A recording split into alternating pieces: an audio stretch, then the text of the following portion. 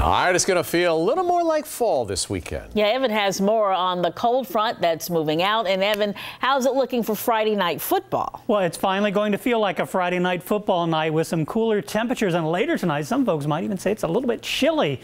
So take a look at the radar. Sweeping clear locally. We have seen a couple of showers popping up down through the Albemarle Sound now, just right here. And we mentioned that there would be a chance of a pop-up shower, too, across North Carolina with the steadier and heavier rain down through the Pamela Coast Sound, parts of Hyde County, southern Dare County, and over towards the Outer Banks. And again, a lot of lightning with this storm here east of Lake Mattamuskeet. That is, again, is continuing to push into the Pamela Coast Sound. So it will eventually later this evening affect areas along the southern Outer Banks down towards Avon and Buxton and Hatteras Village. But we are starting to see some partial clearing across parts of the south side and even more blue skies across the peninsula. And that'll be the case later through the evening with skies continuing to clear. And temperatures are in the 70s. So it's looking pretty good as we go through the evening. And for that Friday night huddle, temperatures 7 o'clock for that kickoff around 72 degrees, and we'll drop into the low 70s as we head towards 10 o'clock. And again, Futurecast is saying a 20% chance of a shower. That's overdoing it as well. When I come back, we'll talk much more about this nice fall-like weekend coming up. Thank you, Evan. Kalana's Shipyard and Virginia Natural Gas are going head-to-head. The fight is over a proposed pipeline. Part of the Southside Connector will be built under the shipyard. Shipyard executives call the project a ticking time bomb. Reporter Evan Watson explains the arguments in this battle. Shipyard President and CEO Tom Godfrey says this pipeline is dangerous for the entire area, and he wants safety concerns addressed. But Virginia Natural Gas says it's already taking those precautions. Kalana Shipyard has been active for more than 140 years.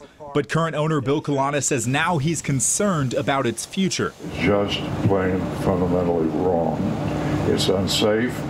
It should have never been approved in the first place, and it's wrong. The plan to build a stretch of the Southside Connector natural gas pipeline under both the Elizabeth River and Shipyard property has been confirmed by the Norfolk Circuit Court.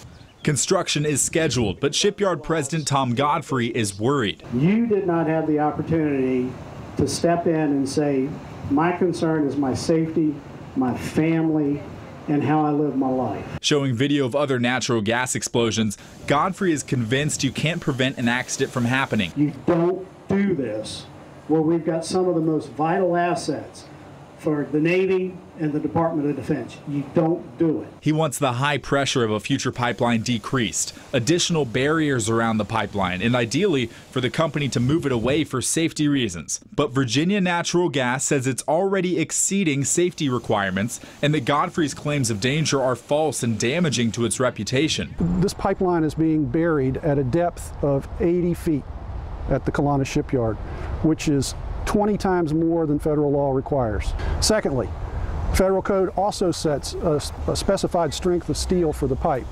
We're exceeding federal code on the strength of the pipe steel. With no other changes, construction could begin here at the shipyard soon. Evan Watson reporting for 13 News Now. New information tonight in the case of a man who allegedly shot and killed a Norfolk preschool teacher. Today, a judge denied motions in the case against Edward Shaw, meaning prosecutors can proceed with the case. Shaw's attorneys were trying to get evidence against him thrown out. Shaw is accused of killing Caroline Hendricks on New Year's Eve of last year. A trial date has not been set.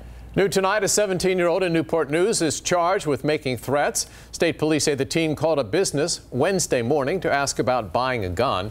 During that call, the teen allegedly said something about firing the gun at school. State and local police identified the teen, took him into custody yesterday. He is charged with threatening to do serious bodily injury on school property. Only on 13 News Now, an arrest in a $35,000 crime. Virginia Beach police say they've caught the woman accused of taking a diamond ring from guests at the Cavalier Hotel. 27-year-old Crystal Gregory is charged with grand larceny. Officers arrested her last week, nearly 3 months after the crime. According to documents, the ring was taken from a safe in a hotel room. Police have not said how Gregory got into the safe. According to paperwork, she worked for a company that provides traffic equipment but has been terminated. A spokesman from the Cavalier Hotel told us they are making changes to security. Newport News Shipbuilding is creating and celebrating a major milestone. Today, the final keel section of the future John F. Kennedy was lowered into place. It is the last major section of the nuclear-powered aircraft carrier below the waterline. Shipyard workers say they feel a great sense of accomplishment. It's good, sense of accomplishment, you know, being able to be part of something like that is amazing. We see that carrier going in harm's way. We know our fingerprints are on it. That's a pretty cool thing. Construction is 3 months ahead of schedule. We're told the carrier should be ready to launch in November of 2019. Several churches are stepping up to help survivors of Hurricane Florence. They're bursting with donations as they come in at one Newport News church.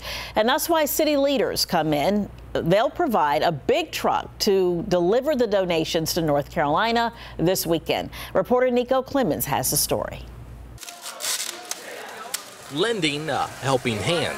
We just want to make sure we take care of those in need. Several churches coming together to help those just hours away. It just shows the love that people really care about other people. It's been 2 weeks since Florence pounded the Carolinas, and the need for supplies is still growing. Pastor Willard Maxwell and New Beach Grove Baptist Church in Newport News are sending off an 18-wheeler Saturday morning with everything you can imagine. Water, food, baby supplies. And it's not just New Beach Grove. They're teamed alongside the Tidewater Peninsula Baptist Association, which is comprised of 50 churches in the Hampton Roads area. All of our churches kind of pull together. Maxwell says they're sending a first truck to a church in North Carolina. They plan to send another truck in about a week. Maxwell says they wanted to send money, but the people there said many of the shelves were empty and money would do them no good. For people to turn down money means they're really hurting because they said nothing is on the shelves. The city is also getting involved, providing the truck to take the supplies down to North Carolina. City leaders provided transportation to New Beach Grove before, when Pastor Maxwell and his congregation sent more than 160,000 pounds of water to Flint, Michigan. Jesus, he did most of his ministry outside of the church walls. So I believe we're supposed to always go to the highways and byways, making sure that we take care of people who are less fortunate. Helping those in need, no matter where they are. In Newport News, Nico Clemens, 13 News Now.